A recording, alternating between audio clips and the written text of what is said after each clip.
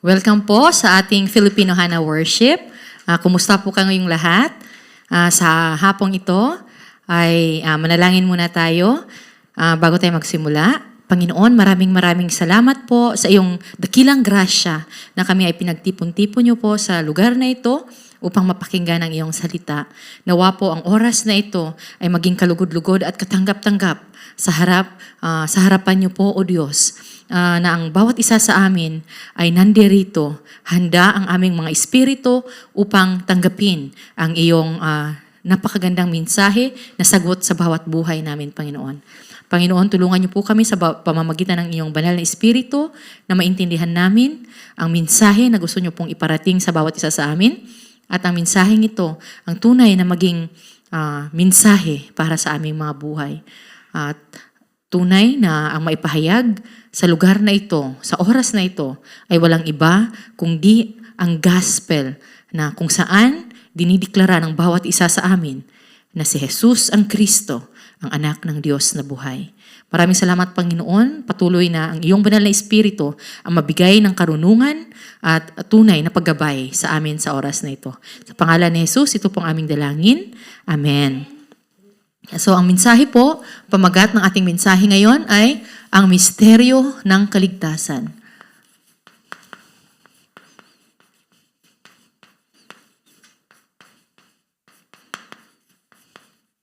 At binasa po natin, makikita sa mga taga-Roma.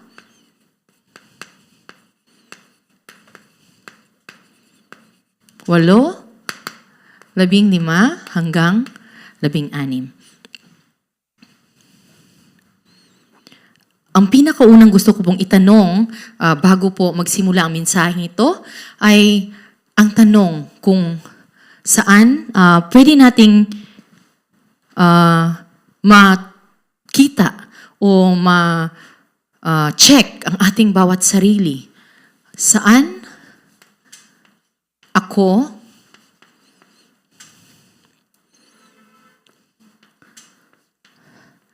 nakatayo ngayon? Saan ako naroroon ngayon? Kung titingnan natin ang ating mga buhay, ano ba ang kalagayan ng buhay ko ngayon? Lalong-lalo na ng aking espiritual na buhay. Dapat maghanap natin ang ating buhay sa loob ng pananampalataya.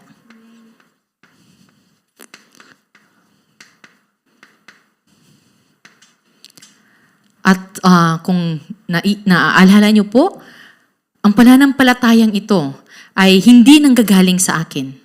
O hindi dahil ginusto ko na manampalataya, kaya mayroon akong pananampalataya. Ngunit ito ay dahil sa kagustuhan ng Diyos na tunay na tayo ay manampalataya sa Kanya, binigyan niya tayo ng grasya upang tayo ay magkaroon ng pananampalataya. At sa loob ng pananampalatayang ito, dapat doon ako nakatayo ngayon. At kung titingnan natin, ang aking pananampalataya ay nasaan dapat? Dapat ito ay nasa tamang, pwede natin gamitin, linya. Dapat ito ay nakatuon sa tamang direksyon. Ang pananampalataya ko na hindi nanggagaling sa akin, kundi nanggagaling sa taas na ibinigay sa akin. Dapat kong maintindihan bakit meron akong pananampalataya ngayon. Bakit naniniwala ako na ang Diyos ay buhay? Bakit nananampalataya ako na ako ay mayroon ng kaligtasan ngayon? Dapat alam ko kung saan ako nakatayo at nasa tamang linya ang aking pananampalataya. At masisigurado natin ito kung unang-una, ang buhay ko ay nasa sinasabing oras o nakatakdang oras ng Diyos. Nakatakdang oras ng Diyos. Kung titingnan natin, maraming nangyayari sa buhay natin. Maraming mga pangyayari na nagaganap sa buhay natin. At minsan naiisip natin na bakit ito nangyari o bakit ito nagaganap ngayon o bakit mayroong ganito, mayroong ganyan. Ngunit kung tayo ay nasa tamang linya ang ating pananampalataya, mahahanap natin na ang lahat ay nasa loob ng nakatakdang oras ng Diyos. Kung nasaan ka ngayon, yon ang nakatakdang oras ng Diyos para sa iyo, para sa lugar na iyan. At masisigurado natin na naiintindihan natin ang nakatakdang oras ng Diyos kung tunay na pinanghahawakan natin ang pangako o ang tipan ng Diyos. At ito ay walang iba kundi si Kristo. Na patuloy nating pinag-uusapan ngayon at patuloy nating kinukumpirma sa ating buhay. At matitingnan din natin kung ang ating buhay ay nasa tamang linya ng pananampalataya. Kung naiintindihan ko ang paraan ng Diyos. Ang paraan ng Diyos. Marami tayong paraan sa ating buhay. Marami tayong solusyon sa mga bagay-bagay. Ngunit ang dapat na uuna sa buhay natin ay kung ano ang paraan ng Diyos. At ang tunay na layo ng Diyos kung bakit tayo ay hinahayaan ng Diyos sa mga nangyayari sa buhay natin ay upang ipakita ng Diyos na ang kanyang paraan ay sa pamamagitan ng disipulo. Hinahayaan ng Diyos na maipayag ang salita niya, matanggap ng mga tao, ngunit ang mananatili at magpapatuloy na tunay na nakakaintindi ng paraan ng Diyos ay ang disipulo. At sa pangatlo, check natin ang ating sarili. Kung saan ba ako nakatayo ngayon? Nasa tamang linya ba ako ng pananampalataya? Kung naiintindihan ko ang kaibahan ng buhay at ng batas. Kung titingnan natin, namumuhay tayo na nakasunod sa pagkatama. Iniisip natin na kung ano yung tama, yun ang dapat kong gawin. Tama yon. Kung ano ang sinasaad ng batas, dapat doon ako nakasunod.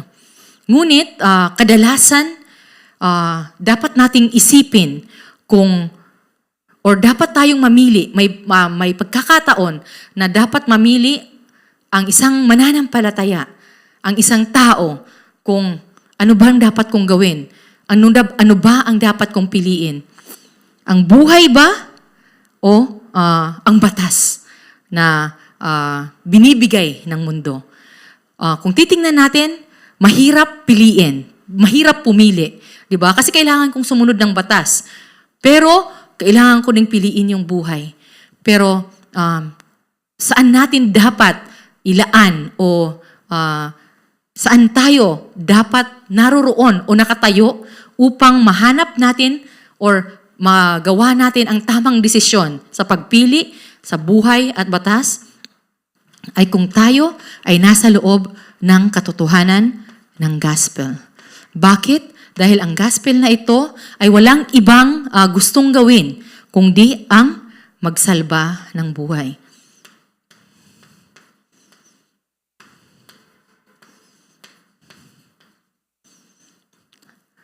At sa loob ng gospel, tunay na makakamit natin ang biyaya na piliin ang buhay sa lahat ng pagkakataon.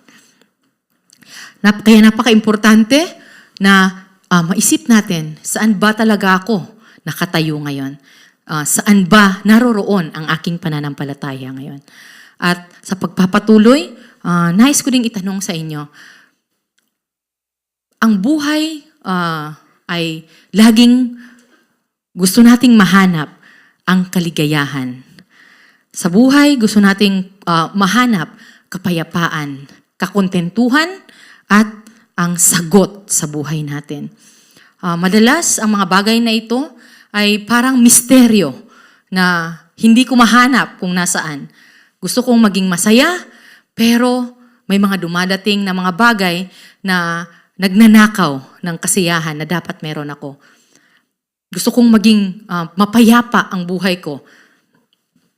Pero ganito yung nangyayari sa pamilya ko, ganito yung nangyayari sa mga nasa paligid ko, sa mga kaibigan ko, ganito yung pinagsasabi nila tungkol sa akin. Nawawala ang kapayapaan sa buhay ko. At gusto nating maging kontento. Maraming tao ang gustong mamuhay ng kontento. Ngunit hindi maarok ng isip ng tao kung kailan or saan na nagsisimula ang pagiging kontento ng buhay ng tao. At ang nangyayari, mas gusto natin ng mas maraming bagay. Mas natutuon ang buhay natin sa pagkamit ng mas maraming bagay or mas mataas na bagay kaysa sa meron ako ngayon. Kaya ang mga bagay na ito ay parang misteryo sa buhay ko. Paano ko ba talaga ito mahahanap? Paano ko ba ito makakamtan? At panghuli, ang sagot na nais kong makamtan sa buhay ko. Bakit nandito ako ngayon? Ano ang sagot? Bakit si ganito ang kasama ko ngayon? Ano ang sagot? Bakit ganito ang mga anak ko ngayon? Bakit ganito ang trabaho ko ngayon? Bakit ganito ang nangyayari sa pag-aaral ko ngayon? Nais ng tao na magkaroon ng sagot. Ngunit, kadalasan, naghihirap ang tao para mahanap ang sagot. O gumagawa ang tao ng sarili niyang paraan upang mahanap ang sagot. Ngunit, sa katapusan, walang sagot at mas marami pang tanong ang dumarating. Mas marami pang paghihirap ang dumarating sa tao. Kaya ito ay parang napakalaking misteryo para sa tao. Bakit? Pagkat alam natin na ang Diyos ay ang Diyos ng pangako. Kung Diyos ay ang Diyos ng pangako, ibig sabihin, lahat ng pangako niya ay kanyang tutuparin. Ngunit, lagi tayong, sabi pa nga, nananatili sa tanong na kung ang Diyos ay ang Diyos ng pangako at siya ang tumutupad ng pangako, bakit hindi ko ma-enjoy ang pangakong ito sa buhay ko ng Diyos? Ang Diyos ay ang Diyos ng katotohanan.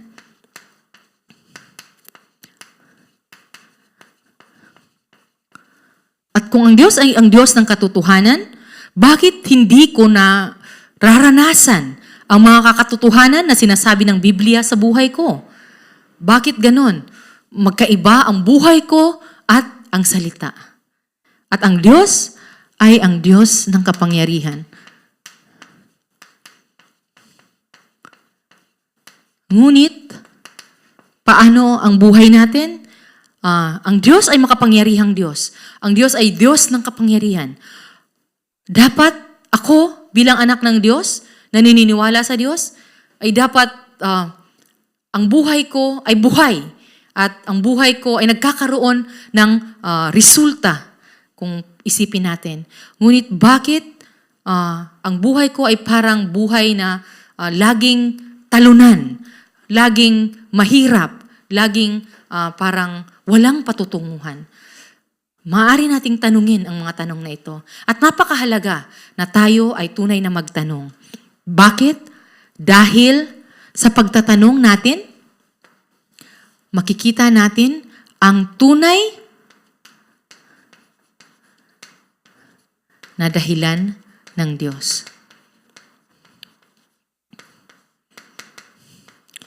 O ang tunay na, kung gamitin natin ang ibang salita, layunin ng Diyos. Ano ba ang layunin ng Diyos? Kung bakit binibigay niya sa atin ang katotohanan, ang kanyang pangako, ang kanyang kapangyarihan. At bakit ganito ang nangyayari sa buhay ko? Bakit gustong ipahayag ng Diyos ang mensahe niya sa buhay ko upang mahanap ng tao ang tunay na layunin ng Diyos? Na unang-una ay maintindihan natin na ang misteryo ng kaligtasan ay nagdadala ng tunay na kalayaan. Kung babasahin po natin sa 2 Korinto 3:14. Kung babasahin natin sa Pilipino,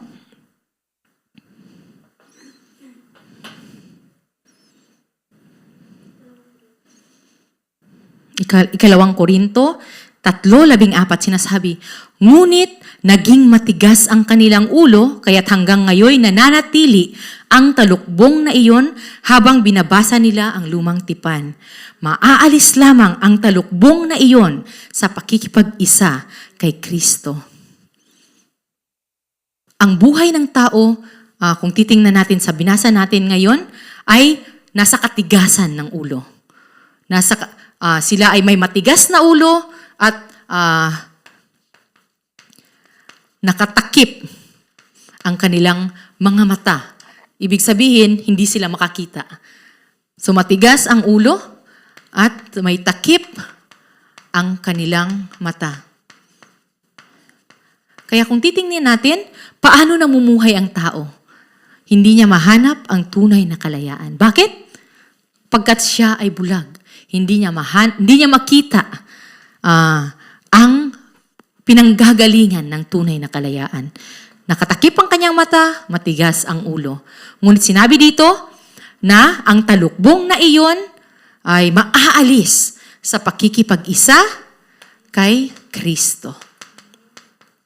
Ang tunay na kalayaan ay nasa loob ni Kristo. At ito ang pinapahayag natin na misteryo ng kaligtasan na aking natanggap. Nawa ay tunay natin itong matamasa ngayon sa ating pagsamba. At kung babasahin natin sa 2 Korinto 3:16-17, sinasabi, ngunit kapag lumapit ang tao sa Panginoon, naaalis ang talukbong. Ang Panginoong binabanggit dito ay ang Espiritu. At ang Espiritu ng Panginoon ang magbibigay sa atin ng kalayaan. Amen. Kung tayo ay lumapit, ibig sabihin, sa pinag-uusapan nating daan tungo sa kaligtasan, na pag-uusapan natin na tayo ay nasa loob ng 3 fundamental na problema. Tayo ay nasa orihinal na kasalanan. Tayo ay nahiwalay sa Diyos. At tayo ay nasa kontrol ni Satanas. Ngunit dumating si Kristo upang yon ay tapusin. At ang gusto lamang ang gusto lamang ng Diyos na gawin natin ay tayo ay maniwala at manampalataya. Ito ang tinatawag na paglapit natin sa Diyos. Maniwala at manampalataya. At anong gagawin niya? Sabi dito, aalisin ang talukbong na nakatakip sa ating mga mata. At sino yon? Yon ang Espiritu ng Diyos. Ang Espiritu ng Diyos mismo ang siyang mag-aalis ng talukbong na nakatakip sa ating mga mata. At sa pamamagitan ng Espiritu ng Diyos, tunay na matatamasa natin ang totoong kaligtasan, ang totoong kalayaan ng ating buhay. At sa pagpapatuloy, kung basahin natin ang nasa unang Juan 5:12. Unang Juan 5:12. Sinasabi na ang sinumang pinananahanan ng anak ng Diyos ay mayroong buhay na walang hanggan. Ngunit ang hindi pinananahanan ng anak ng Diyos ay hindi makakaranas ng buhay na walang hanggan. Sabi dito, ang anak ng Diyos ay nasa akin. At kung ang anak ng Diyos ay tunay na nasa akin, ako ay tunay na mayroong kalayaan. At tunay na iintindihan ko sa buhay na ito kung bakit ko kailangan ng kaligtasan at ano ang misteryo ng kaligtasan ito na dapat ay nai-enjoy ko sa buhay na ito. At pang-apat,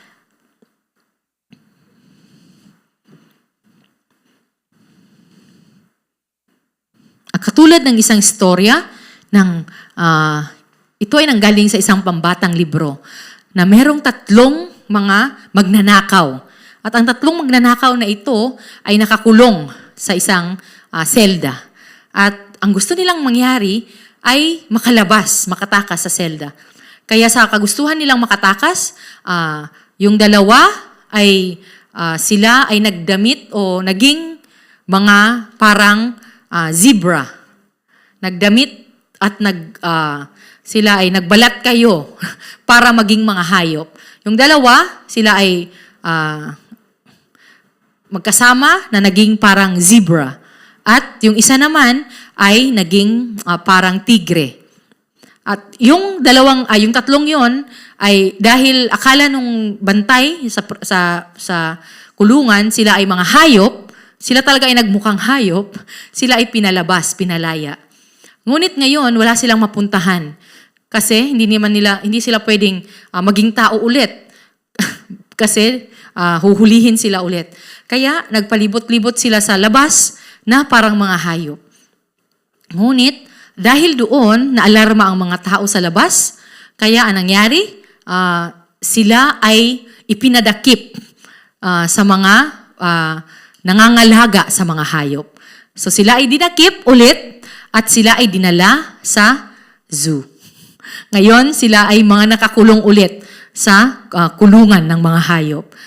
Kung titingnan natin, ang tao na hindi alam ang tunay na pinanggagalingan ng kalayaan ay gagawa ng paraan upang parang makalaya sa pinagdadaanan ko ngayon. Marami tayong mga pinagdadaanan na parang nagkukulong sa atin sa mga pangyayari sa buhay natin, sa mga relasyon na meron tayo, sa mga pangyayari na iba't iba na mga sitwasyon ng ating buhay. Kung titingnan natin, parang ito ang nagkukulong sa atin sa mga maraming pagkakataon. At gumagawa tayo ng paraan upang makalabas, pansamantalang makalabas, kung titingnan natin, makalaya.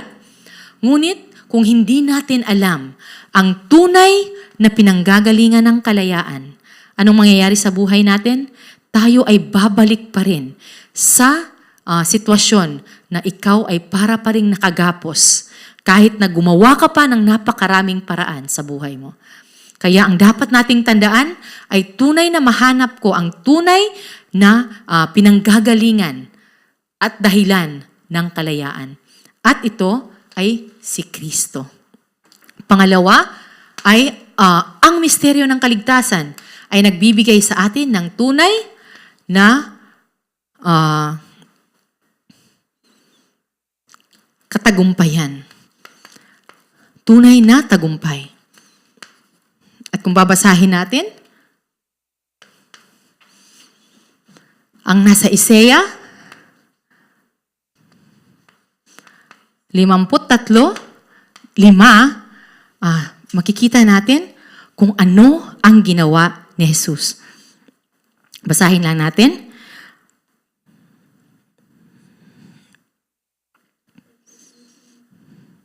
Ngunit dahil sa ating kasalanan, kaya siya nasugatan. Siya ay binugbog dahil sa ating kasamaan. Tayo ay gumaling dahil sa pahirap na dinanas niya at sa mga hampas na kanyang tinanggap. Si Jesus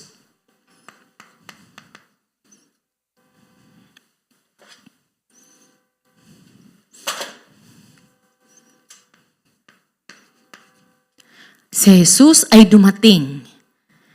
Siya ay naghirap, siya ay ipinako sa krus, at siya ay namatay. Ngunit pagkatapos ng 3 araw, siya ay muling nabuhay. upang tapusin ang sumpa ng kamatayan, upang pagtagumpayan si Satanas na siyang nagiging dahilan ng lahat ng paghihirap ng tao. Ang tao ay patuloy na naghihirap. Bakit? Namumuhay ang tao na parang isang may sakit. Isang tao na parang walang solusyon ang sakit sa buhay niya. Ngunit sinasabi sa salita na ang tunay na katagumpayan ng tao ay nagmumula kay Jesus. Bakit? Siya ang tumapos ng lahat ng ating paghihirap. Kung titingnan natin sa Juan 16, 33,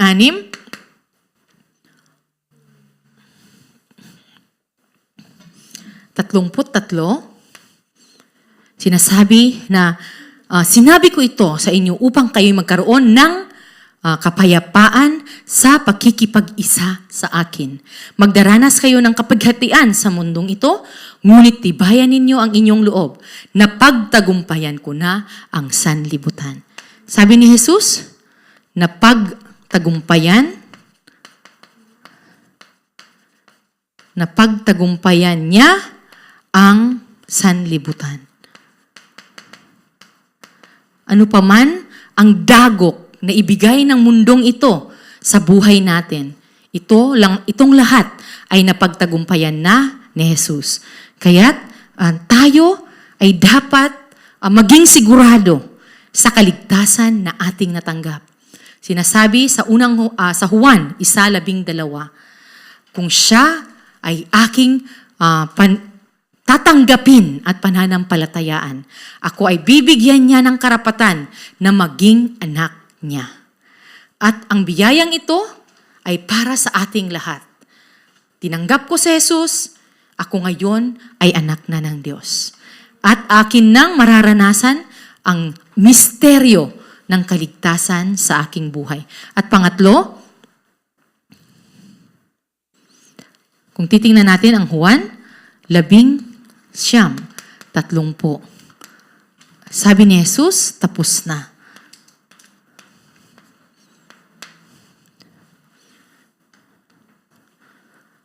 Kung tinapos na ni Jesus ang lahat-lahat, wag na tayong dumagdag ng kung iisipin natin ng mga bagay na masasabi natin na hindi pa tapos. Huwag nating sabihin or sabihin sa sarili natin o sa sitwasyon natin na hindi pa tapos. Meron pa akong kailangang gawin. Meron pang dapat mangyari. Sinabi ni Jesus sa kanyang salita, tapos na. At dapat yon bilang mga anak ng Diyos, bilang mga naligtas, yon ang misteryo na dapat kong panghawakan. At dapat kong ma-enjoy sa aking buhay. Na tinapos na ni Jesus ang lahat-lahat.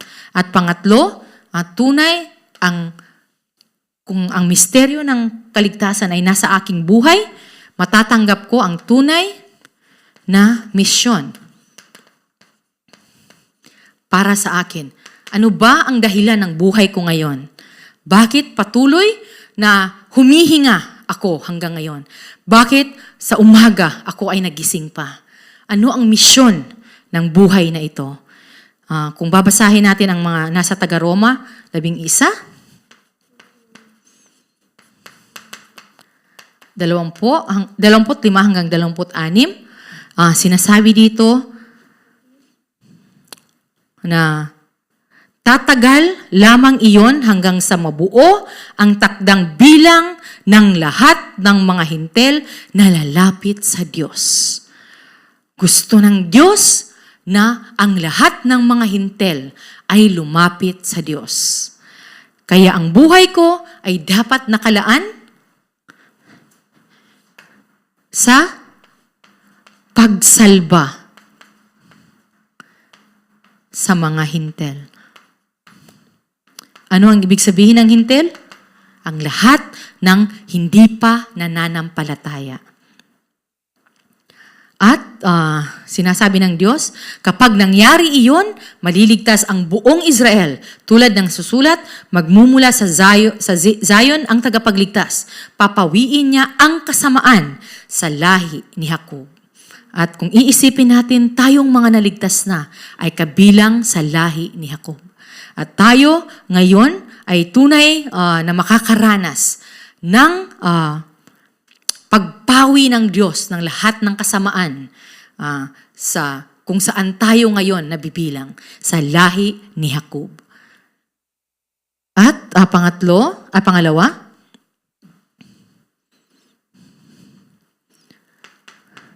titingnan natin ang nasa Isaias 62, 10. Sinasabi dito na pumasok kayo at dumaan sa mga pintuan. Gumawa kayo ng daan para sa ating kababayang nagsisibalik. Maghanda kayo ng malawak na lansangan. Alisin ninyo ito ng mga bato. Alisan ninyo ito ng mga bato. Maglagay kayo ng mga tanda upang malaman ng mga bansa. Dapat tayong maghanda. Dapat ang maging tunay na laman ng ating misyon ay buksan ang mga pinto. Ang pinto, tanggalin ang mga bato, at maglagay tayo ng tanda upang malaman ng mga bansa, upang mahanap ng bawat isa ang tunay na sagot na ito ay ang gospel. Na si Jesus ang kinakailangan ng bawat buhay. Na siya ang maging Kristo ng bawat buhay. Ng bawat tao na narito ngayon sa mundo. At panghuli, kung titingnan natin ang Mateo 28, 11-20. Basahin na lang natin. Kaya't habang kayo'y humahayo, gawin ninyong alagad ko ang mga tao sa lahat ng bansa. Bautismuhan ninyo sila sa pangalan ng Ama, ng Anak, at ng Espiritu Santo. Turuan ninyo silang sumunod sa lahat ng iniutos ko sa inyo. At tandaan ninyo, ako ay kasama nyo hanggang sa dulo ng daigdig. Nais ng Diyos na tayo ay humayo at gawing disipulo ang lahat ng bansa.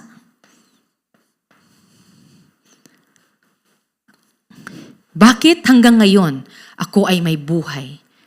Ito ay dahil ako ay natanggap ko na ang kaligtasan na nanggagaling sa Diyos at nais ng Diyos na gamitin ang buhay ko upang ang lahat ng tao ay maligtas. At ito dapat ang laging laman ng ating buong pagkatao. Naiintindihan natin kung bakit tayo may pananampalataya. Hindi upang maging komportable lamang ang buhay na ito. Hindi lamang para ma-enjoy kong mag-isa ang kasiyahan, ang kalayaan, ang katagumpayan sa buhay ko. Ngunit upang ang katotohanan ito ay mapahayag hanggang sa dulo ng daigdig. At panghuli, sa ating konklusyon, dapat kong maintindihan kung ano ang aking espiritual na kalagayan.